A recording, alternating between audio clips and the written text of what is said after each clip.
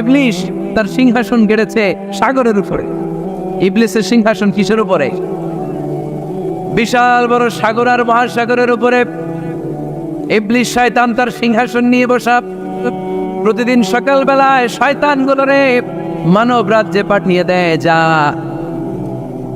তোরা মানব রাজ্যে চলে যা, যে মানুষকে ওয়াসওয়াসা দেয়, ওয়াসওয়াসা দিয়ে খারাপ কাজ করা। সারাদিন খারাপ কাজ করার পরে কি কি ওয়াসওয়াসা দিল, কি কি খারাপ কাজ মানুষের মধ্যে ঘটালো, সন্ধ্যাবেলায় সব শয়তানে সেই ইবলিসকে বয়ান শোনায়। সন্ধ্যাবেলায় শয়তানগুলো এসে বলে, আমি এক লোককে দিয়ে মিথ্যা কথা বলিয়েছি। আরেক শয়তান বলে, আমি নামাজ কাজা করিয়েছি এক আল্লাহর বান্দাকে দিয়ে। আরেকজন বলে, আমি ওজনে কম দিয়েছি। আরেকজন বলে, আমি সুদের ব্যবসার মধ্যে টাকা লাগানোর ব্যবস্থা করে দিয়েছি। এক একজন এক একটা ওয়াসওয়াসা দিয়ে আল্লাহর মুমিন বান্দাদেরকে ধোঁকা দিয়েছে।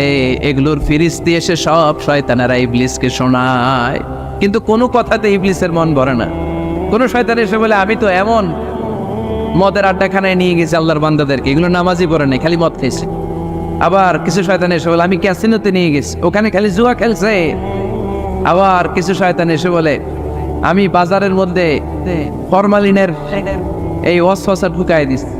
একটার পর একটা শয়তানি ফিরিস্তি তারা ইবলিসকে শোনায়, কিন্তু কোনো কাজে ইবলিসের মন ভরাতে পারে না। একজন এসে বলে, আনা মা তারাকতুহু বাইনার রাজুলি ওয়া ইমরাআতিহি হাত্তা ফাররাকতু, আমি একজন ইমানদার নারী পুরুষের মধ্যে ঝগড়া লাগায়া ওই ঝগড়া বাড়াতে তালাক পর্যন্ত নিয়ে গেছে। নাউজুবিল্লাহ পড়বেন না? শয়তান এবার তার উপর খুশি হয়ে যায়। সব শয়তানগুলোকে ঠেলে ইবলিস এই শয়তানকে কাঁধে তুলে নাচতে শুরু করে দেয়। কারণ মুমিন বান্দার সংসার যদি ভেঙে যায় শয়তান খুশি হয়ে যায়, আর মুমিন বান্দার সংসার টিকে থাকলে খুশি হয়ে যায় কে? এজন্য নীলফামারীর ভাইয়েরা, ঝগড়া করা যাবে না। দাম্পত্য জীবনকে সুখী করতে চাইলে ঝগড়াকে আমরা নো বলে দিব। ঝগড়া অনেক সময় হবে, কিন্তু এটাকে বাড়তে দেওয়া যাবে না, এটাকে আমরা স্পেস দিব না, ওইখানে থামায় দিতে হবে। রাজি আছেন তো সবাই? আল্লাহ রাসূল সাল্লাল্লাহু আলাইহি ওয়াসাল্লামের ফ্যামিলিতে ঝগড়া হতো। আম্মা জান আয়েশা রাদিয়াল্লাহু তাআলা আনহার সাথে আল্লাহ রাসূল সাল্লাল্লাহু আলাইহি ওয়াসাল্লামের ঝগড়া হতো, হাদিসে পাওয়া যায়। কিন্তু এগুলো ছিল মধুর ঝগড়া, সুন্দর ঝগড়া। সুবহানাল্লাহ পড়েন। আল্লাহর হাবিব বলেন, ইয়া আয়েশা ইন্নী লা আ'লামু ইযা কুনতি আন্নী রাদিয়া ওয়া ইযা কুনতি আলাইয়া গাদবা। ও আয়েশা, তুমি কখন আমার উপর রেগে থাকো সেটাও আমি বুঝি, আবার কখন খুশি থাকো সেটাও বুঝি। আম্মা যারা এসে বললেন, ইয়া রাসূলুল্লাহ, ইয়া হাবিবাল্লাহ, কেমন করে আপনি বুঝেন যে আমি আপনার উপর রেগে আছি, আবার কেমন করে আপনি বুঝেন আমি আপনার উপর সন্তুষ্ট আছি? বিশ্বনবী বললেন, আয়েশা, তুমি যখন আমার উপরে খুশি থাকো, আমার উপর যখন তুমি রাজি থাকো, তখন তুমি দোয়ার সময় এইভাবে দোয়া করো, ওয়া রব্বি মুহাম্মদ, মুহাম্মাদের রব, আপনি আমাদের সব গুনাহগুলো মাফ করে দেন। আর যখন তুমি আমার উপর রেগে থাকো, তখন তুমি আমার নামটা মুখ দিয়ে উচ্চারণ করো না। ও আয়েশা, তখন তুমি দোয়ার সময় বলতে থাকো, ওয়া রব্বি ইব্রাহিম, ইব্রাহিমের রব, আপনি আমাদের সব গুনাহগুলো মাফ করে দেন। যখন তুমি খুশি তখন আমার নামটা মুখে নাও, যখন তুমি আমার উপর রেগে থাকো তখন তুমি আমার নামটা মুখে নিতে চাও না। আম্মা জান আয়েশা বললেন, ইয়া রাসূলুল্লাহ, ইয়া হাবিবাল্লাহ, মা আহজুরু ইল্লা ইসমাক, আমি শুধু আমার মুখ থেকে আপনার নামটারে সরায় রাখি, আমার হৃদয় থেকে কোনোদিন আপনারে সরাতে পারি না। মা আহজুরু ইল্লা ইসমাক, নবী হে, আমি তো শুধু মুখ থেকে আপনার নামটারে বাদ দেই, আমার হৃদয় থেকে তো আপনারে বাদ দিতে পারি না। আমার হৃদয় পুরোটা জুড়ে শুধু আপনি আর আপনি। চিল্লায় পড়েন আল্লাহু আকবার। তার মানে আম্মা জান আয়েশাও আল্লাহ রাসূল সাল্লাল্লাহু আলাইহি ওয়াসাল্লামের উপর রেগে থাকতেন মাঝে মাঝে। বিশ্বনবী মাঝে মাঝে রাগ করতেন। একবার খুব বেশি রাগারাগি হয়ে গেল, অনেক ঝগড়া হয়ে গেল।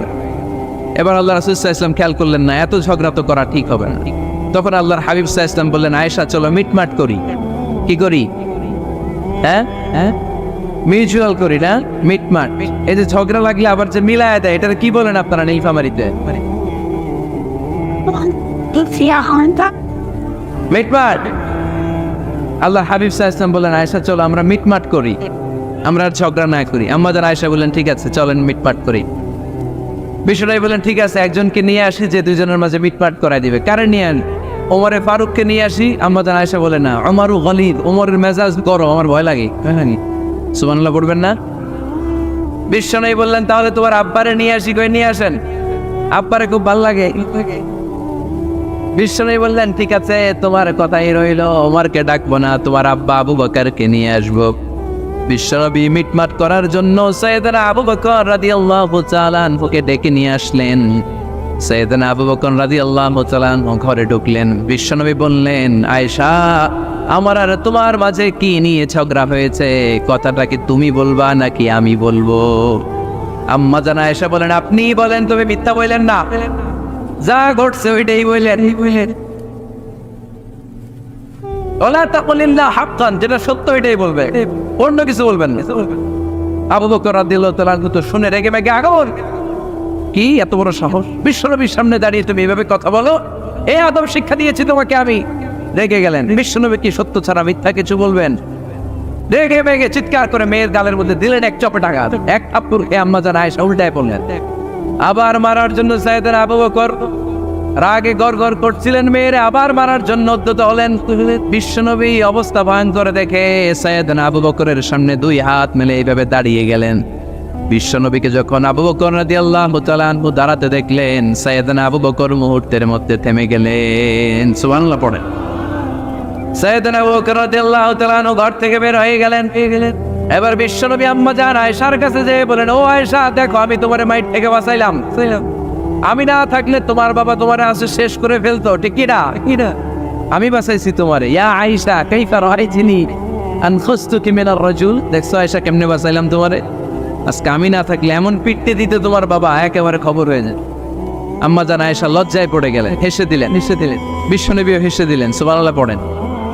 দুইজনের এই হাসির আওয়াজ ঘরের বাইরে থেকে সাইয়েদনা আবু বকর শুনতে পেলেন। উনি শুনে তো অবাক, কিরে এতক্ষণ তৃতীয় বিশ্বযুদ্ধ, এখন আবার হাসে। ঘরে ঢুকলেন। ঘরে ঢুকার পরে আবু বকর রাদিয়াল্লাহু তাআলা আনহু বিশ্বনবীর বলেন, ইয়া রাসূলুল্লাহ, আশরিকানি ফি সিলমিকুমা কামা আশরাকতুমানি ফি হারবিকুমা। হে আল্লাহর রাসূল, আপনারা দুইজন ঝগড়া লাগলে মিটমাট করার জন্য আমারে যেমনি ডাকেন, আপনারা যখন সুখ আনন্দ আর হাসাহাসিতে ব্যস্ত থাকেন, ওই হাসির সময়গুলোতে শেয়ার করার জন্য তখনও আমার একটু ডাইকেন। পড়েন সুবহানাল্লাহ। ও নবী, শুধু ঝগড়ার সময় ডাইকেন না, শুধু মিলায় দেওয়ার জন্য ডাকবেন না। আপনাদের মধ্যে যখন সুখকর আনন্দময় হাসাহাসির মুহূর্তগুলো কাটে, ওই মুহূর্তগুলোতেও আমাকে এনে আপনারা শেয়ার করে দিয়েন। পড়েন সুবহানাল্লাহ। মুসনাদে আহমদ ইবনে হাম্বলের হাদিস। এই হাদিস প্রমাণ করে আল্লাহ রাসূল সাল্লাল্লাহু আলাইহি ওয়াসাল্লামের বড় ঝগড়া হতো স্ত্রীদের সাথে, তবে মধুর ঝগড়া, শিক্ষণীয় ঝগড়া। আওয়াজ করে বলতে হবে, ঠিক কি না? এজন্য ঝগড়া হবে, কিন্তু ঝগড়াকে বাড়তে দেয়া যাবে। তাহলে দাম্পত্য জীবন সুখময় করতে গেলে 1 নম্বরে স্যাক্রিফাইস, 2 নম্বরে ঝগড়াকে আমরা কি বলে দিছি আজকে? বলে গেছি ঝগড়াকে কি বলবো? নো। তাসলিমা নামে একটি মেয়ে হারিয়ে গেছে। ওসি সাহেব বলেছেন পিছনে পুলিশের কাছে যদি পাঠিয়ে দিতে পারেন ভালো হয়। ছোট্ট মেয়ে দেখলে জিজ্ঞেস করবেন তোমার নাম কি, যদি বলে তাসলিমা, 6 বছর বয়স, ওকে পাঠিয়ে দিবেন। 3 নম্বর, দাম্পত্য জীবন সুখময় করতে চাইলে দাম্পত্য জীবনের কোনো গোপন কথা কারোর সাথে শেয়ার করা যাবে না। এটা কবিরা কেউ না, এটাকে হারাম বলে ঘোষণা দিয়েছে কে? এটাকে বিষ্ণু বলেছেন আযমুল আমানা। স্বামী স্ত্রীর মধ্যে যে অন্তরঙ্গ মুহূর্ত কাটে, এই মুহূর্তগুলোর কথা কারোর সাথে শেয়ার করা যাবে? নীলফামারীর যুবক ভাইরা চিল্লায় বলে, এগুলো শেয়ার করা যাবে? বিষ্ণু বললেন খবরদার, এটা আযমুল আমানা। স্বামীর সবকিছু স্ত্রীর কাছে আমানত, স্ত্রীর সবকিছু স্বামীর কাছে আমানত। আবার বিশ্বনবী বলেছেন, যারা স্বামী স্ত্রীর গোপন দাম্পত্য জীবনের কথা অন্যের কাছে শেয়ার করে দেয়, তারা হলো আশারুন নাস, পৃথিবীর মধ্যে সবচাইতে নিকৃষ্ট মানুষ। এরা নিকৃষ্ট, এদের চাইতে নিকৃষ্ট আর কেউ হতে পারে না। উলাইকা কাল আনআম বাল হুম আদাল। এরা পশুর চাইতেও নিকৃষ্ট, যারা স্বামী স্ত্রীর প্রাইভেট কথা, পার্সোনাল কথা মানুষের কাছে বলে বেড়ায়। আর সিবাহু হারাম, এই গোপনীয় সব কথাগুলোকে অন্যের কাছে প্রকাশ করা হারাম করেছে কে? চিল্লায় বলতে হবে কে? তাহলে খবরদার, নিজেদের দাম্পত্য জীবনের কোনো কিছু অন্যের সাথে শেয়ার করবেন। আমাদের বোনরা অনেক সময় একসাথে বসলে পেটের কথা, পিঠের কথা সব বলে ফেলায়, আছে না নাই? না বোনেরা, সব শেয়ার করলেও আপনাদের দাম্পত্য জীবনের কোনো কথা কখনো কারোর সাথে শেয়ার করতে পারবেন না। 4 নম্বর ফর্মুলা হচ্ছে অহেতুক সন্দেহ পরিহার করতে হবে। অনেক স্ত্রী আছে স্বামীরে খালি সন্দেহ করে, আছে না নাই? নীলফামারীতে এই সমস্যা নাই? আছে? এই যে ভুক্তভোগী পাওয়া গেছে, আছে না নাই? আছে। খালি সন্দেহ করে, এই তুমি ওদিকে তাকালে কেন, ওই বেডের দিকে তাকাইলা কেন, এই তোমার মোবাইল দাও, কারে ফোন দিলা দেখি, এই ফেসবুকের পাসওয়ার্ড দাও দেখি কি করছি, দেখি মেসেঞ্জারে কার সাথে চ্যাটিং করছে, আছে না নাই? এই যে অহেতুক সন্দেহ আপনার ফ্যামিলিটারে জাহান্নামের টুকরা বানায় দিন। আবার অনেক স্বামী আছে স্ত্রীকে খালি সন্দেহ করে, এদিকে তাকালে সন্দেহ করে, ওদিকে তাকালে সন্দেহ করে, বাসায় থাকলেও সন্দেহ, বাইরে গেলেও সন্দেহ, এরকম আছে না নাই? না, অহেতুক সন্দেহ এটা পরিহার করবেন। এই সন্দেহ খুব খারাপ জিনিস। আমি ব্যক্তিগতভাবে অনেক কেস এরকম হ্যান্ডেল করেছি, এসে বলে হুজুর খালি সন্দেহ করে, এটা একটা রোগ। এটা কি আপনার ফ্যামিলিটারে শেষ করেছে। এজন্য অহেতুক সন্দেহ পরিহার করবেন। হ্যাঁ, সত্যি যদি পরকীয়ার কোনো ঘটনা ঘটে থাকে ওটা নিয়ে বসেন, ফেস টু ফেস কথা বলেন, ফ্যামিলি মিটিং করেন, সরাসরি সেটেল করার চেষ্টা করেন। কিন্তু অহেতুক সন্দেহ একটা রোগ। এই রোগ থেকে আল্লাহ তুমি দাম্পত্য জীবনকে বাঁচাও, আমরা আওয়াজ করে পড়বো আমিন। 5 নাম্বার, স্বামী স্ত্রী একে অপরকে আল্লাহর বিধান স্মরণ করায় দিবে। স্বামী যদি ফজরের সময় ঘুমায় থাকে, স্ত্রী ডেকে দেওয়ার দরকার আছে না নাই? আবার স্ত্রী যদি ঘুমায় থাকে, স্বামীর ডেকে দেওয়ার দরকার আছে না নেই? কোন স্বামী যাবে জান্নাতে, তার স্ত্রী যাবে জাহান্নামে, আবার স্ত্রী হবে জান্নাতি, স্বামী যাবে জাহান্নামে। এরকম আমরা চাই নাকি? আমরা যখন জান্নাতে যাব, আমার স্ত্রীর হাত ধরে একসাথে জান্নাতে ঢুকতে চাই, ঠিক কিনা? ঠিক কিনা? আবার আমার স্ত্রী যখন জান্নাতে যাবে, সে একা ঢুকতে পছন্দ করবে? এজন্য আমরা দুনিয়াতে যেমনি এক ছাদের নিচে, এক জায়গায়, এক বাড়িতে, জান্নাতেও আমরা এক বাড়িতে থাকতে চাই। আওয়াজ করে বলতে হবে, ঠিক কিনা? এজন্য গবেষকরা বলেছে স্বামী স্ত্রীর ভালোবাসাটাকে তারা বলে লাভ পিরামিড। কি পিরামিড? লাভ পিরামিড। এই ত্রিভুজ আকৃতি। কিরে ভাই? আচ্ছা, লাভ পিরামিড, ত্রিভুজ আকৃতি, ট্রায়াঙ্গেল। আপনারা ত্রিভুজ চিনেন? চিনেন? কথা কয় না। ত্রিভুজের কয় কোণা? কয় কোণা? 3 কোণা। এই যে এরকম, তাই না? তাই না? এই জন্য স্বামী স্ত্রীর ভালোবাসাটাকে বলে লাভ পিরামিড। উপরে এরকম সমুদ্রের মতো না, উপরে থাকে আল্লাহ, আর ডানে স্বামী, বায়ে স্ত্রী। এই 2 কোণায় স্বামী স্ত্রী, আর উপরের কোণায় আল্লাহ। স্বামী স্ত্রী যদি আল্লাহর আনুগত্যের দিকে যেতে চায়, যতই তারা the couple come to Allah, they come closer to each other. তারা যদি আল্লাহর কাছাকাছি যায়, তারা নিজেরাও কাছাকাছি হয়, ঠিক কিনা? ঠিক কিনা? তারা আল্লাহর কাছে যেতে যেতে যেতে যেতে আল্লাহর ইবাদতে যদি একেবারে আল্লাহর কাছে চলে যায়, তারা নিজেরাও কাছাকাছি চলে যায়, ঠিক কিনা? ঠিক কিনা? আর তারা আল্লাহর আনুগত্য থেকে যত দূরে সরে, তারা নিজেরাও নিজেদের থেকে তত দূরে সরে পড়ে। চিল্লায় বলেন, ঠিক কিনা? লাভ পিরামিড এটা। এই জন্য the closer the couple comes to Allah, the closer the couple comes to each other. Couple স্বামী স্ত্রী আল্লাহর ভালোবাসা নিজের মধ্যে যত গাঢ় করবে, আল্লাহর আনুগত্য যত বেশি করবে, আল্লাহর ইবাদত যত করবে, নিজেরাও তত কাছাকাছি আসবে। আর আল্লাহর যত বলবে, নিজেদের মধ্যে বড় বড় ফারাক করে দিবে কে? তাহলে এই 5টা বিষয় স্বামী স্ত্রীর উভয়ের উপর বর্তায়। এগুলো মেনে চললে দাম্পত্য জীবনকে সুখময় করে দিবে কে? আল্লাহ। এবার আমরা শুনবো আমাদের বোনদেরকে। যে ডান দিকে আমি শুনলাম আমাদের বোনদের বিশাল প্যান্ডেল, আছে না নাই? আজকে বোনদের দিয়ে শুরু করি। স্ত্রীদেরকে আল্লাহ কি দায়িত্ব দিয়েছে? একটা ফ্যামিলিকে সুন্দর করতে, একটা দাম্পত্য জীবনকে সুন্দর করতে। স্ত্রীর 1 নম্বর দায়িত্ব হচ্ছে she should make a comfort to her husband. স্ত্রীর উচিত স্বামীর জন্য ঘরটাকে প্রশান্তির নীর বানিয়ে রাখা। কি বানিয়ে রাখা? প্রশান্তির নীর। স্ত্রী হওয়া উচিত এমন যাকে দেখলে স্বামীর চোখ জুড়ায়, স্বামীর প্রাণ জুড়িয়ে যায়, স্বামীর হৃদয়টা ঠান্ডা হয়ে যায়, ঠিক কিনা? আর স্ত্রীর দিকে তাকালে যদি মেজাজ গরম হয়ে যায়, মেজাজ খিটখিটে হয়ে যায়, ঝামেলা আছে না নাই? ঝামেলা আছে। এজন্য মেহেরবানি করে আমাদের বোনরা যারা, এমন কোনো কাজ করবেন না যেটা স্বামীর মেজাজকে খিটখিটে করে দেয়। কারণ আল্লাহ তাআলা আপনাদেরকে তৈরি করেছে লিতাসকুনু ইলাইহা, স্বামী আপনার কাছে গেলেই যেন তার হৃদয়টা প্রশান্ত হয়ে যায়, ঠিক কিনা? অনেক স্ত্রী আছে না জেনে না বুঝে স্বামীর সাথে এমন খিটখিটে মেজাজ দেখায় যেটা স্বামীর জন্য মেনে নেওয়া কষ্টকর। আমি একটা জরিপে পড়েছি, পৃথিবীর অনেক স্বামী স্ত্রীর কারণে হার্ট অ্যাটাক করে মারা যায়। আছে না নাই? এই তো ভুক্তভোগী পাওয়া গেছে। স্বামীর জন্য একটা ত্রাস হয়ে দাঁড়ায় স্ত্রী, ত্রাস। অনেক স্বামী আছে স্ত্রীর এরকম আচরণের কারণে, অতিরিক্ত প্রেসার ক্রিয়েট করার কারণে স্ত্রীদেরকে ভয় পায়। অবশ্য নীলফামারীর কোনো স্বামী তার স্ত্রীরে ভয় পায় না। ভয় পায় স্ত্রীরে ভয় পান কে কে দেখি?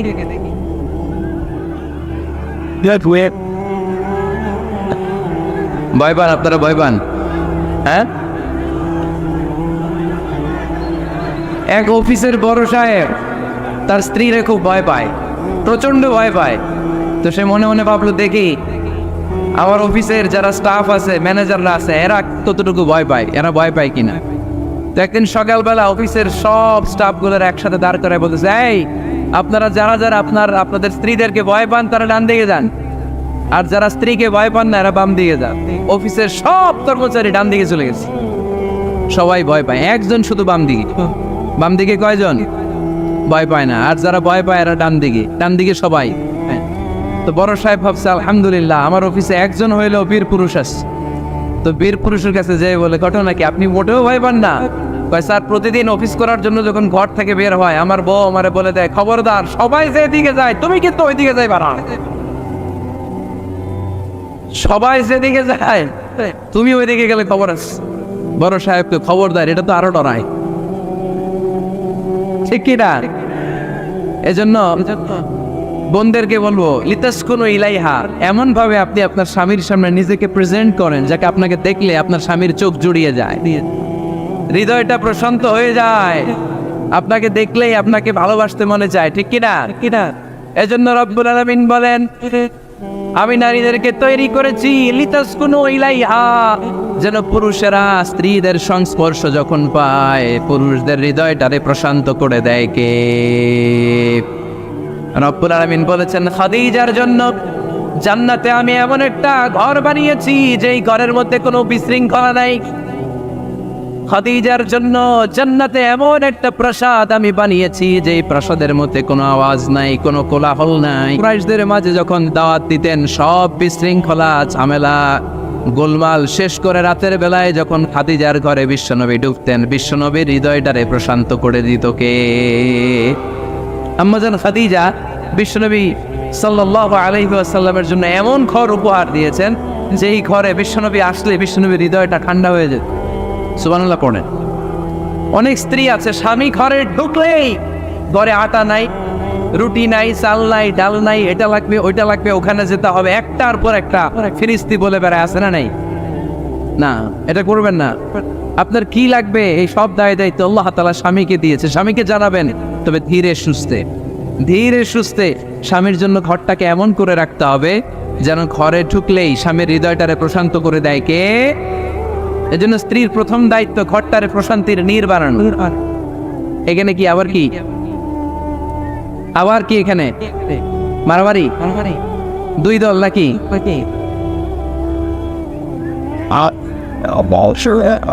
আপনাদের মনোযোগ আসছে না গেছে? কষ্ট হচ্ছে?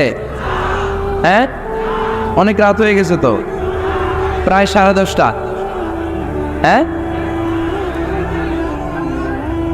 তাকবীর পড়েন, লিল্লাহে তাকবীর। তো কিছু লোক ওঠা বসা শুরু করলেন কেন? হ্যাঁ, 1 নাম্বার 2 নাম্বার 3 নাম্বার নাই তো আবার? হ্যাঁ, 1 নাম্বার নাকি পেশাব করা, 2 নাম্বার নাকি টয়লেটে যাওয়া, 3 নাম্বার নাকি এইটা। বিড়ি খান আপনারা? বিড়ি আর সিগারেটের সাথে মুসলমানের সম্পর্ক আছে না। কোন মুসলমান সিগারেট খেতে পারে, বিড়ি টানতে পারে? কারণ এটা এমন একটা খাবার যে খাবার টয়লেটে ঢুকেও খাওয়া যায়। সিগারেট ছাড়া কোনো খাবার টয়লেটের ভেতরে খাওয়া যায়? কথা বলেন, খাওয়া যায়। এবং সিগারেট পৃথিবীর এমন খাবার যে খাবারের গায়ে এই খাবারের বদনাম লেখা থাকে, ঠিক কিনা? সিগারেট ছাড়া পৃথিবীর কোনো খাবারে ওই খাবারের বদনাম আছে? কথা বলেন। ধরেন আপনাদের নীলফামারীতে নতুন 1 প্যাকেট বিস্কিট বেরোচ্ছে, যে বিস্কিটের গায়ে লেখা এই বিস্কিট খাওয়ার 1 ঘন্টার মধ্যে ডায়রিয়া শুরু হবে।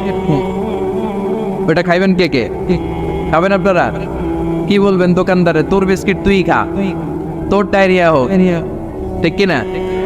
কিন্তু সিগারেটের গায়ে কিন্তু লেখা থাকে স্মোকিং কজেস ক্যান্সার, ধূমপান স্বাস্থ্যের জন্য ক্ষতিকর, ধূমপান কর্কট রোগের কারণ, ধূমপান করলে এটা বিষপানের শামিল।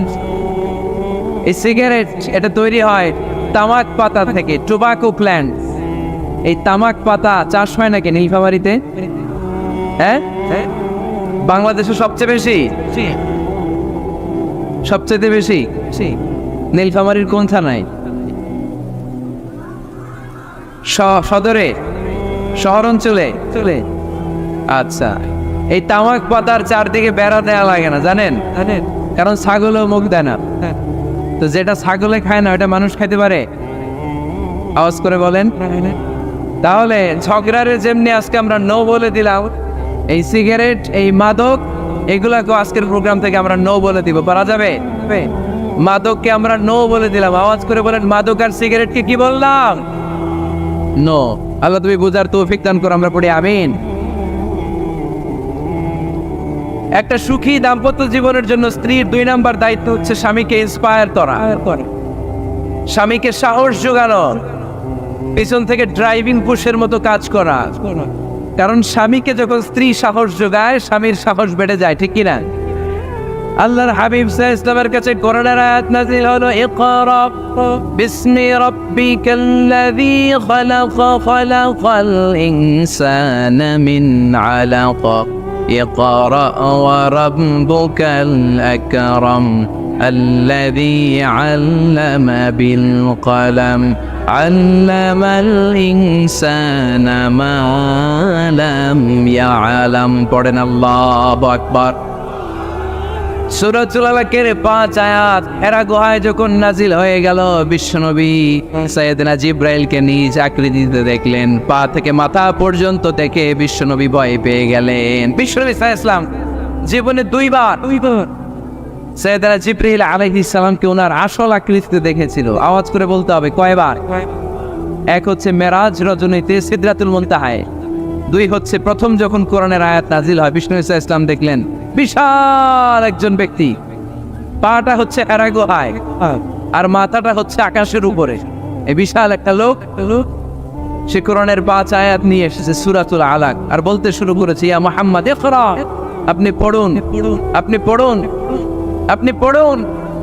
3 বার পড়ার আদেশ করার পরে বিষ্ণু ইসা ইসলাম পড়তে আরম্ভ করলেন, ইকরা বিসমি রাব্বিকাল্লাযী খালাক, খালাকাল ইনসানা মিন আলাক, ইকরা ওয়া রাব্বুকাল আকরাম আল্লাযী আল্লামা বিল কলম আল্লামাল ইনসানা মা লাম ইয়ালাম। বিষ্ণু ইসা ইসলাম পড়তে আরম্ভ করলেন। প্রথম কোরআনের আয়াত যখন নাজিল হয়ে গেল, বিষ্ণু ইসা ইসলাম ভয় পেয়ে গেলেন। হাত নাড়াচ্ছেন কেন আপনারা? হ্যাঁ, কি স্ক্রিনে দেখা যায়? আহারে কি আনন্দ, আকাশে বাতাসে সবাই খুশির ঠেলায়, খুশিতে আনন্দে ঠেলায় না? আল্লাহর হাবিব সাল্লাল্লাহু আলাইহি ওয়াসাল্লাম ভয় পেয়ে গেলেন। আপনাদের মনোযোগ তো নাই মনে হচ্ছে, তা হাত নাড়াচ্ছেন কেন? এদিকে তাকা। খরগোশের কানের মতো কান দুটারে খাড়া করে। কোরআনের আয়াত যখন নাজিল হলো, আল্লাহ রাসূল সাল্লাল্লাহু আলাইহি ওয়াসাল্লাম ভয় পেয়ে গেলেন। বিষ্ণু ইসা ইসলামের হৃদয় কাঁপতে আরম্ভ করলো। কোরআনের 5 আয়াত নিয়ে হেরা গুহা থেকে বিশ্বনবী আম্মা জান খাদিজাতুল কুবরা রাদিয়াল্লাহু তাআলা আনহার কাছে চলে আসলেন। এসে ডেকে বললেন, খাদিজা জাম্মিলুনি জাম্মিলুনি, কম্বল দিয়ে তুমি আমারে চাপা দাও, আমার ভয় লাগছে, মনে হয় আমি বাঁচব না। আম্মা জান খাদিজা বললেন, কি হয়েছে আপনার? বিশ্বনবী বললেন, বিশাল বড় একটা লোক কোরআনের 5 আয়াত নিয়ে এসেছে। ওই লোকের পা হেরা গুহার মধ্যে, মাথাটা আকাশের উপরে, এত বিশাল সত্তা, বিশাল কোনো মানুষ জীবনে আমি দেখি নাই। এসে সে পরিচয় দিয়েছে সে নাকি জিব্রাইল ফেরেশতা। বিশ্বনবী বললেন, মনে হয় আমি বাঁচব না, আমার জ্বর চলে এসেছে, আমার হৃদয়ের মধ্যে কাঁপুনি শুরু হয়েছে, তুমি আমারে কম্বল দিয়ে চাপা দাও। আম্মা জান খাদিজা বললেন, ও নবী ভয় পাবেন না, আমার আল্লাহ কোনোদিন আপনারে অপমান করবেন না। সুবহানাল্লাহ পড়েন। ওয়াল্লাহি ওয়াল্লাহি লা ইউখজিকাল্লাহু আবাদা। নবী গো, আল্লাহ আপনারা অপমান করবেন না, কারণ আপনার মধ্যে এমন এমন ভালো ভালো গুণ আছে, এই গুণাবলীগুলি যে মানুষের মধ্যে থাকে তাকে আমার রব কোনোদিন অপমান করতে পারে না। চিল্লায় বলেন ঠিক কি না? নবী হে, ইন্নাকা লা তাসিলুর রাহিমা, আপনি আত্মীয়তার সম্পর্ক বজায় রাখেন। ও নবী তাসদুকুল হাদিসা, সব সময় আপনি সত্য কথা বলেন। ওয়া তাহমিলুল কাল্লা, আপনি মানুষের বোঝা টেনে দেন। ওয়া তাকসিবুল মা'দুমা, যার উপার্জন করার কেউ নাই, নিজে গায়ে খেটে আপনি তারে উপার্জন করে দেন। ওয়া তুআইনু আলা নাওয়াইবিল হক, সত্য যেখানে বিপন্ন সেখানে আপনি সাহসী সৈনিকের মতো দাঁড়িয়ে যান। সুবহানাল্লাহ। রব্বুল আলামিন বলেন, উন্না লিবাসুল লাকুম ওয়া আনতুম লিবাসুল লাহুম। ও নারীরা, তোমরা তোমাদের স্বামীদের পোশাক, আর তোমাদের স্বামীরা হলো তোমাদের পোশাক। পোশাক যেমনি লজ্জাস্থানকে ঢেকে রাখে, ঈমান ইজ্জতের হেফাজত করে, আব্রু ঢেকে রাখে, তেমনি স্বামী তার স্ত্রীর চরিত্রের হেফাজত করে, স্ত্রী তার স্বামীর চরিত্রের হেফাজত করে। পোশাক যেমনি সুন্দর, স্ত্রীর চোখে স্বামী সুন্দর, স্বামীর চোখে স্ত্রী সুন্দর। পোশাক যেমনি মানুষকে আরাম দেয়, প্রশান্ত করে দেয়, স্বামী আর স্ত্রী একে অপরের সংস্পর্শ পেলে তাদের হৃদয়টাও প্রশান্ত হয়ে যায়, ঠিক কিনা? এজন্য আল্লাহ তাআলা পোশাকের সাথে তুলনা করেছেন। পোশাক একে অপরের পোশাক, পোশাক চামড়ার সাথে লেগে থাকে না, আলাদা থাকে, কি থাকে। তার মানে স্বামী স্ত্রীর সম্পর্কটা এরকম মিলেমিশে ভালোবেসে একাকার, ঠিক কিনা? আর নিসাউ শাকাইকুর রিজাল, নারীরা পুরুষদের কাউন্টার পার্ট। নারী হচ্ছে পুরুষের সহযোগী। এই পৃথিবীর এই সভ্যতা, এই সিভিলাইজেশন, এই উন্নয়ন, এই ডেভেলপমেন্ট, এটা শুধু পুরুষরা করে নাই। এই উন্নয়নের অংশীদারিত্বে আমাদের বোনদের, নারীদেরও হাত আছে না নাই? এজন্য কাজী নজরুল বলেছেন, এ বিশ্বে যা কিছু সুন্দর চিরকল্যাণকর, অর্ধেক তার করিয়াছে নারী, অর্ধেক তার নর। চিল্লায় বলেন ঠিক কিনা?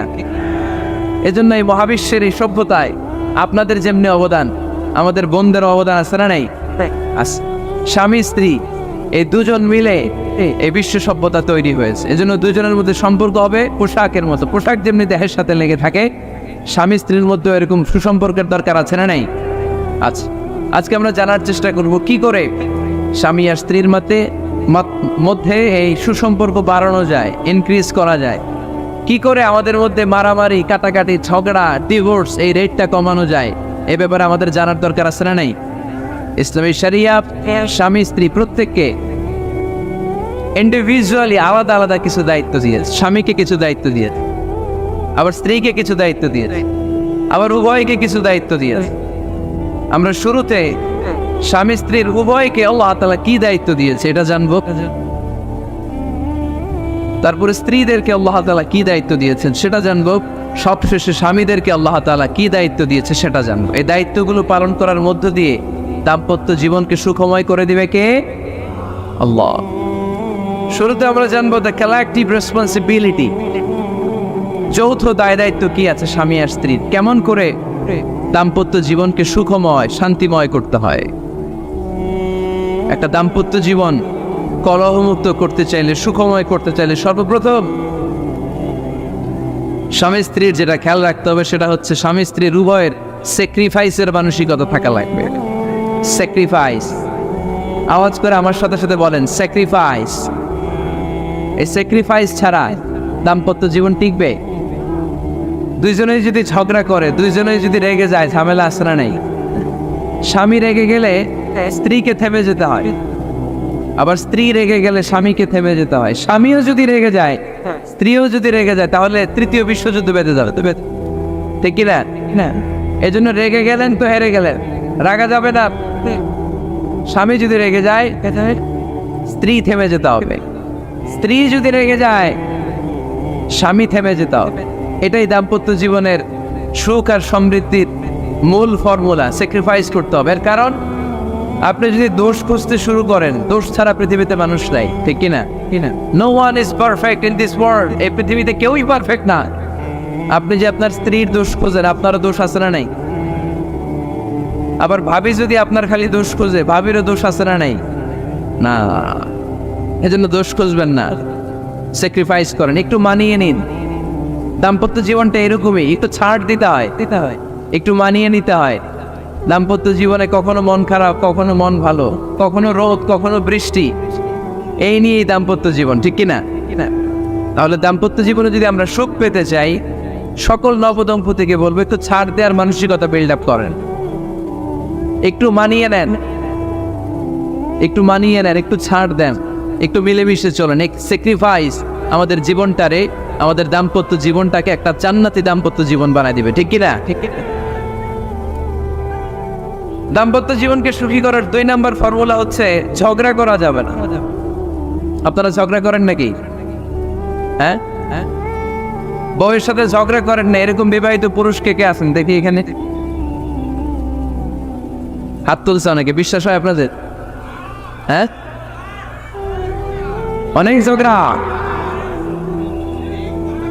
হ্যাঁ, আচ্ছা, মেয়েরা বেশি করে?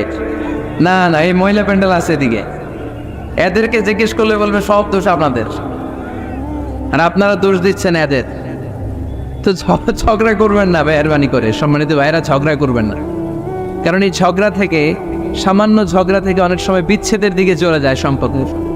ছোট্ট ঝগড়া থেকে যেতে যেতে ঝগড়া বাড়তে বাড়তে ডিভোর্সের দিকে গড়া, এরকম আছে না? নাই না, সামান্য ঝগড়া যদি বেঁধে যায়, শয়তান এটার মধ্যে বাতাস দেয়, এটারে বাড়াতে বাড়াতে শয়তান অনেক বড় করে। ইমানদারদের পরিবার ভেঙে গেলে শয়তান খুশি, আর ইমানদারদের পরিবার টিকে থাকলে আমার আল্লাহ খুশি। আমরা কার খুশি চাই? জোরে বলতে হবে, খুশি চাই কার? শয়তান সব সময় চায় ইমানদারদের ফ্যামিলি ভেঙে দিতে। Always it tries his level best to break down the relationship of a moving family. একদিন ইমানদারের ফ্যামিলি কি করে ব্রেক ডাউন করে দেয়া যায়? যেন ঝগড়াই করবো না আমরা।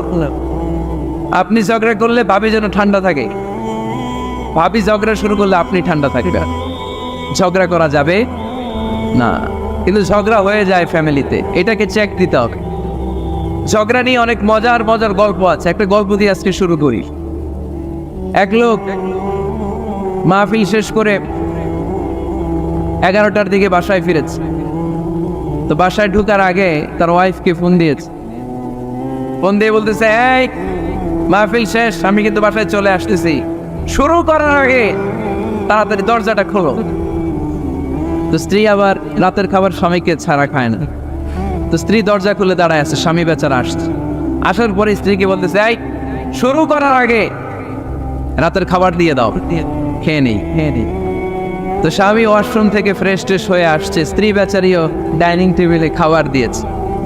এবার স্বামীও খেতে বসেছে, স্ত্রীও খেতে বসেছে। স্বামী আবার বলতে আরম্ভ করছে, শুরু করার আগে ফ্যানটা ছাড়ো, খুব গরম লাগতেছে। এবার তো স্ত্রী রেগে মেগে আসলেন, কি আসার পর থেকে শুরু করার আগে কি শুরু করার আগে? স্বামী বলতেছে, এই তো শুরু হয়ে গেল, এই শুরু হয়ে গেল। মানে কি? ঝগড়া। নীলফামারীর ভাইয়েরা, এটা শুরু করা যাবে না। শুরু করবেন আপনারা, ঝগড়া করবেন। আমাদের ফ্যামিলিগুলো থেকে ঝগড়াকে আজকে থেকে আমরা নো বলে দিলাম। মানে না, ঝগড়াকে কি বললাম? সবাই বলতে পারেন না, আওয়াজ করে বলেন, ঝগড়াকে আমরা কি বলবো? নো। ঝগড়া করা যাবে। শয়তান ঝগড়া বাদে দেখো অবস্থা। সহিহ মুসলিমের হাদিস, ইন্না ইবলিসা ইয়াদাউ আরশাহু আলাল মা থুম্মা ইয়াবআসু। যারা চলে যায় ওনারা বেঁচে যায়, বিপদে পড়ে আছে আমরা, ঠিক কিনা? ওনাদের ওই পালাটা শেষ, কেউ থাকতে পারবে না। বিশ্বনবীও চলে গেলেন। বিশ্বনবীরও এই এন্তেকালের, মৃত্যুর যে কষ্ট, এটা ভোগ করা লেগেছে, ঠিক কিনা? এজন্য কারো রেহাই নাই। আকসিরু যিকরা হাযিমিল লাযযাত, জীবনের সব স্বাদকে পানসা করে দেয় ওই কষ্টের বিষয়, মানে মরণকে বেশি বেশি স্মরণ করো। কিন্তু আমরা মৃত্যুর কথা বেমালুম ভুলে যাই। আমাদের লাইফস্টাইল দেখলে মনেই হয় না যে আমরা এই পৃথিবী ছেড়ে চলে যাব, ক্ষণিকের জন্য এসেছি। বিশ্বনবীর সাহাবারা বলতেন, যখন সকাল হয় সন্ধ্যার জন্য অপেক্ষা করো না, আবার যখন সন্ধ্যা পর্যন্ত পৌঁছবে পরদিন সকালের জন্য অপেক্ষা করো না, তার আগেই ডাক চলে আসতে পারে, ঠিক কিনা? আবার বিশ্বনবী বলতেন, নামাজে যখন দাঁড়াও, সাল্লু সালাতান মুআদ্দিয়া, মনে করো এটাই তোমার জীবনের হতে পারে শেষ নামাজ। Perform the Salah as if this is your last and final prayer, এমনভাবে সালাত পড়ো মনে করো হতে পারে এটা জীবনের শেষ নামাজ। এজন্য কেউ থাকতে আসি নাই, চলে যাব। আমার নানা ভাই যেমনি চলে গেলেন আমরাও চলে যাব, ঠিক কিনা? শুয়ে আছেন আমাদের পাশেই, আমরা দোয়া করি আল্লাহ তাআলা ওনার কবরটাকে তুমি জান্নাতুল ফেরদাউসের বাগান বানাও, ওনার কবরের সাথে জান্নাতের একটা কানেকশন তৈরি করে দাও। আমার নানা ভাইয়ের যে স্বপ্নগুলো ছিল, যে অসমাপ্ত কাজগুলো ছিল, এগুলো যেন বর্তমান পীর সাহেব গোলাম পরওয়ার সাঈদী আরাফাত উনি আপনাদের সবাইকে একসাথে নিয়ে অসমাপ্ত কাজগুলো যেন সমাপ্ত করতে পারে, আমরা দোয়া করি। আমরা আওয়াজ করে পড়ি আমিন। আজকের এই প্রোগ্রামের সভাপতিত্ব করছেন মাওলানা গোলাম পরওয়ার সাঈদী আরাফাত, পীর সাহেব আড়াইবাড়ি দরবার শরীফ, কুমিল্লা। আল্লাহ পাক ওনার যোগ্যতাকে আরও বাড়িয়ে দিক। আপনাদের সবাইকে নিয়ে আড়াইবাড়ি দরবারের যত দায়িত্ব আছে সবগুলো দায়িত্বের জন্য সুচারুরূপে উনি পালন করতে পারে, আল্লাহ তৌফিক দান করুন। আমার আগে কথা বলেছেন হযরত মাওলানা আল্লামা সাদিকুর রহমান আজহারি সাহেব, এর আগে কথা বলেছেন আমার আরেক নানা ভাই গোলাম সরওয়ার সাঈদী পীর সাহেব। দরবারের অনেক বড় বড় ওলামায়ে কেরাম আজকে কথা রেখেছে, যারাই কথা রেখেছে নিশ্চয়ই কোরআন থেকে কথা বলেছে। সবগুলো কথা যেন আমরা আমল করতে পারি, আল্লাহ তুমি তৌফিক দাও। এই মাহফিলগুলোর অ্যারেঞ্জমেন্ট করা হয় যাতে আমাদের জীবনের পরিবর্তন আসে। আমরা আসলে ভুলে গেছি যে আমরা চলে যাব, মাটির কবরে কিন্তু আমাদের সবাইকে যেতে হবে, ঠিক কিনা? একদিন মাটির ভেতরে হবে ঘরে মন আমার, কেন বন্ধ দালান ঘর, প্রাণ পাখি উড়ে যাবে পিঞ্জর ছেড়ে, ধরা ধামে সবই রবে তুমি যাবে চলে, বন্ধু বান্ধব যত মাতা পিতা দ্বারা সুত সবই হবে তোমার পরে মন আমার, কেন বন্ধ দালান ঘর, একদিন মাটির ভেতরে হবে ঘরে মন আমার, কেন বন্ধ দালান ঘর, ঠিক কিনা? চলে যেতে হবে। এজন্য এটা যেন আমাদের মাথায় থাকে যে আমরা থাকতে আসি নাই, আমাদের আখিরাতটা যেন সুন্দর হয়, সবসময় এই চিন্তা রাখতে হবে। আমাদের মোরাল বেসিস, আমাদের ethical level is going down, ইখলাস তাকওয়া ইজ গোয়িং ডাউন। আল্লাহর উপর ভয়, আল্লাহর উপর অগাধ বিশ্বাস এবং আস্থা দিন দিন আমাদের কমছে, আর দুনিয়াকে পাওয়ার লোভ আমাদের বাড়ছে, ঠিক কিনা? কিন্তু আমরা থাকতে আসি নাই, চলে যাব। আমাদের অনেক লাগবে। গোটা বিশ্বে দেখবেন যে একটা প্রতিযোগিতা মানুষের মধ্যে, ছুটছে মানুষ পাগলের মতো, আরো লাগবে, আরো টাকা লাগবে, আরো সম্মান লাগবে, আমার আরো দাপট লাগবে, আরো জায়গা লাগবে, আরো ফ্ল্যাট লাগবে, আছে না নাই? বিশ্বনবী বলেন বনি আদমের প্রত্যেককেও যদি একটা স্বর্ণের পাহাড়ের মালিক বানিয়ে দেয়া হয়, কিসের পাহাড়? কথা বলেন। আচ্ছা, একটা স্বর্ণের পাহাড়ের মালিক যদি আপনি হন, আপনার পুরো 14 পুরুষ মিলে ওই স্বর্ণের পাহাড় যদি বিক্রি করেও খান, ওই পাহাড়ের অর্ধেকও শেষ করতে পারবেন? বিশ্বনবী বললেন প্রত্যেককে যদি একটা স্বর্ণের পাহাড়ের মালিকও বানিয়ে দেয়া হয়, প্রত্যেকে চাবে আরো একটা স্বর্ণের পাহাড় কেমনে নেওয়া যায়। কত বড় ডাকাত, ঠিক কিনা? ওয়ালাই আমলা আফাহু ইল্লা তুরাব, কবরের মাটি ছাড়া কোনো কিছু বনি আদমের এই মুখকে বন্ধ করতে পারবে? আরো লাগবে, খাই খাই খাই খাই, আরো দাও, পাই নাই, এরকম অসন্তোষ আছে না নাই? অল্প খাবেন, অল্প পড়বেন, অল্প জমাবেন, অল্পের ভেতরে বরকত দিছে কে? এজন্য বেশি বেশি আমরা করব না, অল্পে সন্তুষ্ট থাকবো, আর শুকর করব একজনের, তিনি কে? কারণ তিনিই পারেন আপনার মনের সব জ্বালা যন্ত্রণা দূর করে দিতে। আল্লাহ পাক আমাদেরকে সহি সমঝ দান করুক। সবাই পড়েন আমিন। আপনাদের কষ্ট হচ্ছে না তো? বলেন কি, রাত বাজে 11:30, শহরের ভেতরে এত রাতে কথা বলা যায়? হ্যাঁ, কথা বলা যাবে? তো আমরা খুব বেশি লম্বা চূড়ার সময় নিব না। শহরের মানুষ খুব ব্যস্ত থাকে, কারো অফিস আছে সকালে, কারো ব্যবসা প্রতিষ্ঠান খুলতে হবে। তো আমরা অল্প কয়েক মিনিট, অল্প সময় কথা বলবো, বেশি লম্বা সময় নিব না। তবে যতক্ষণ শুনবো মনোযোগের সাথে শুনবো, ইনশাল্লাহ পড়েন। আর ওঠা বসা করা যাবে না, করা যাবে? তো আমরা অল্প কয়েক মিনিট কথা শুনবো আমলের নিয়তে। আগে নিয়তটাকে খালেস করে নেই যে আল্লাহ, এই যে এত দামি সময় ব্যয় করে আমরা আসলাম, যা শুনবো এটা যেন আল্লাহ আমল করতে পারি। চিল্লায় পড়েন আমিন। আজকে কোরআনের সবচেয়ে দামি সূরাটা নিয়ে আমি কথা বলবো। সবচেয়ে দামি কোরআনে মোট সূরা কয়টা? সবাই বলেন। আমি যখন কথা বলি আমি ক্লাস নেই, তাফসির মাহফিলরে আমি বলি কি ক্লাস। তো ক্লাসে উত্তর করতে হয়। আমি সোজা কথার মানুষ, সোজা কথায় বিশ্বাসী, এত প্যাচগোজ নাই, সহজ কথা আমি ক্লাস করি। আমি তাফসির মাহফিলকে নিয়েছি যে আমি প্রতিদিন রাতে একটা করে শীতকালে ক্লাস করি। তো এই ক্লাসে উত্তর দিতে হয়। টিচার যদি প্রশ্ন করে উত্তর দেওয়ার দরকার আছে না নেই? আর টিচার প্রশ্ন করে, টিচার শিখায়, ছাত্র অমনোযোগী, ফেল করার সম্ভাবনা আছে না নেই? তো আমরা যেন পাশ করতে পারি, ঠিক কি না? যতক্ষণ কথা বলবো, প্রশ্ন করলে আওয়াজ করে উত্তর দিতে হবে বাঘের বাচ্চার মতো, ঠিক কি না? আজকে কোরআনের সবচেয়ে দামি সূরাটা নিয়ে আমি কয়েক মিনিট কথা বলবো, ইনশাআল্লাহ। পড়েন। এবার বলেন কোরআনের সবচেয়ে দামি সূরা কি? হ্যাঁ? আর ইখলাস, আর ইয়াসিন, আর আর রহমান, আর বাকারা। বাকারা মানে কি? গাভী মানে কি? গরু। গাভী মানে নাকি গরু? তো গাভীর নামে আল্লাহ কোরআন একটা সূরা দিলেন। গাভীর দুধ খাবেন বেশি বেশি। বিষ্ণু বলতেন আলাইকুম বি আলবানিল বাকার, তোমরা গরুর দুধ খেও।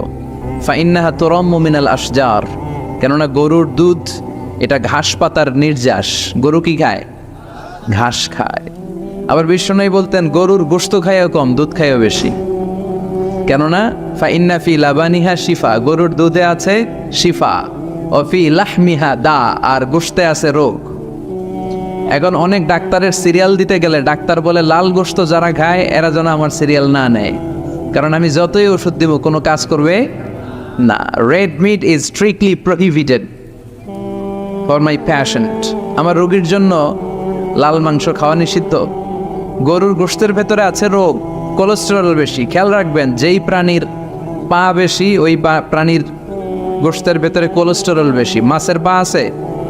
কথা বলেন। মাছে কোনো কোলেস্টেরল নাই, সুবহানাল্লাহ পড়ে। মুরগির পা কয়টা? দুইটা, তার মানে কিছু আছে, তাই না? গরুর পা কয়টা?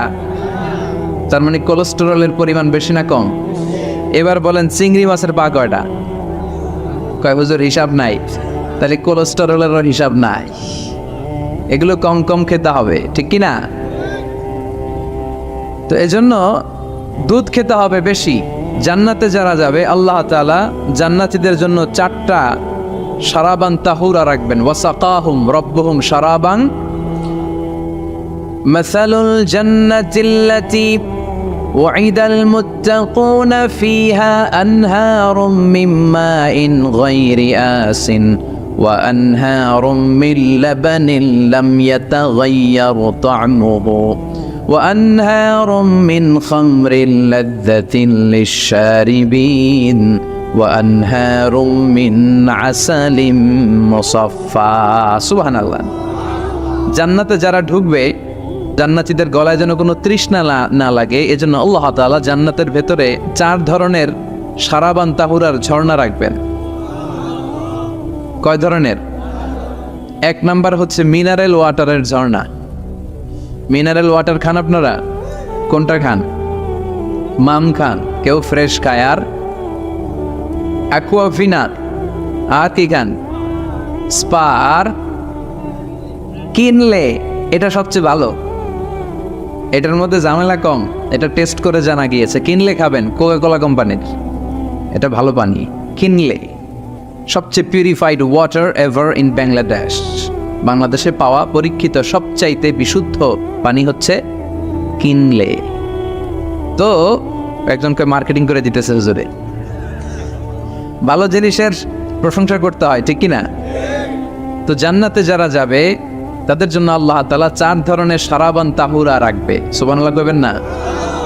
1 নাম্বার মিনারেল ওয়াটার, মিনারেল ওয়াটারের ঝর্ণা, আপনি ওখান থেকে তেদারসে পান করবেন। নাম্বার 2 দুধের ঝর্ণা, দুধের ঝর্ণা, ফ্রেশ মিল্ক এর ঝর্ণা থাকবে। নাম্বার 3 মধুর ঝর্ণা, মধু খাবেন বেশি বেশি, মধুর মধ্যেও শিফা আছে।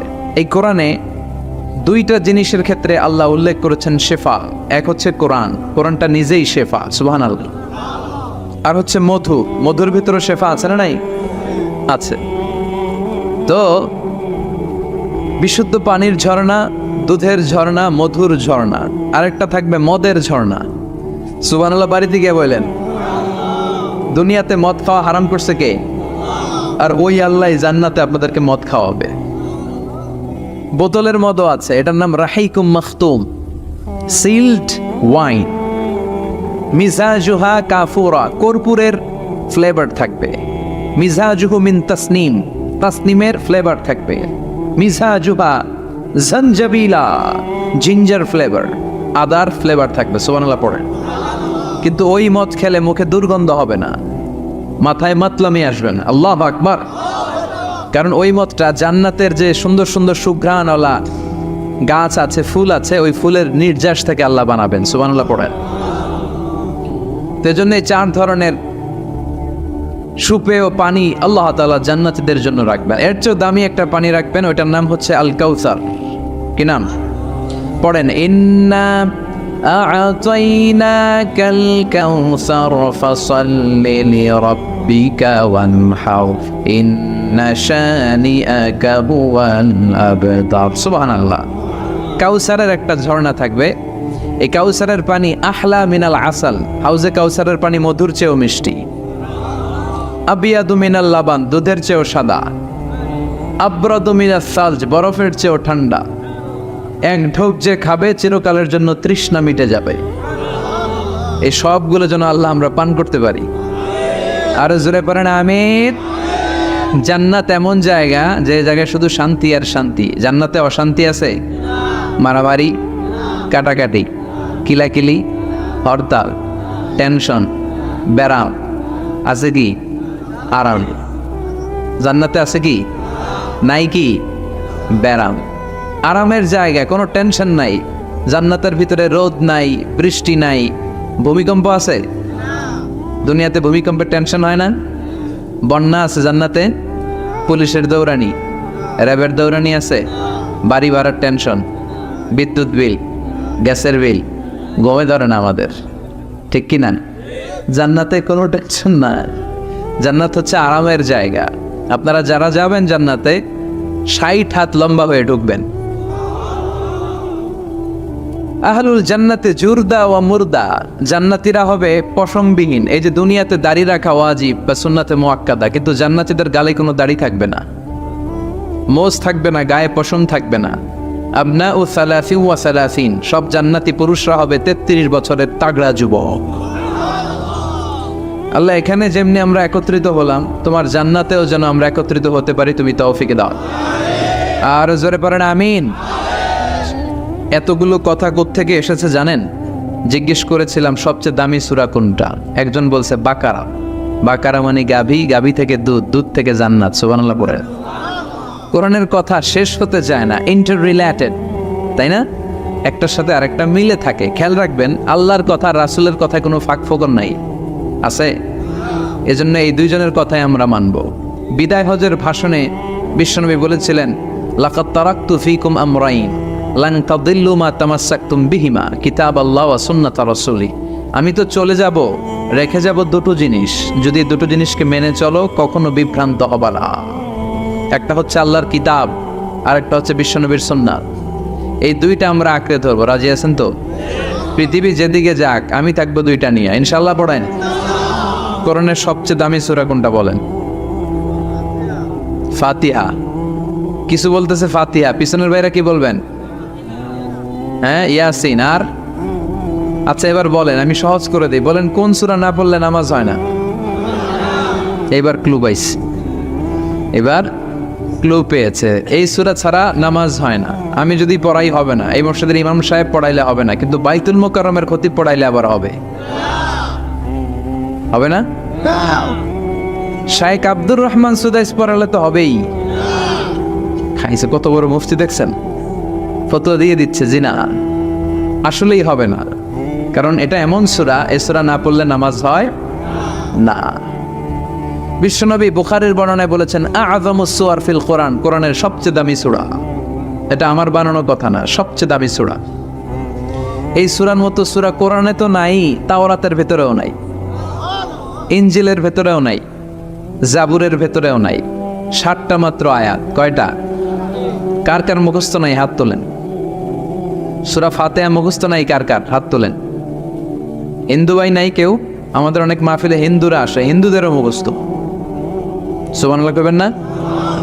আমি একবার লঞ্চের ভেতরে তুফানে পড়ছিলাম, তো লঞ্চ ডুবে যাবে তুফানের ধাক্কায়।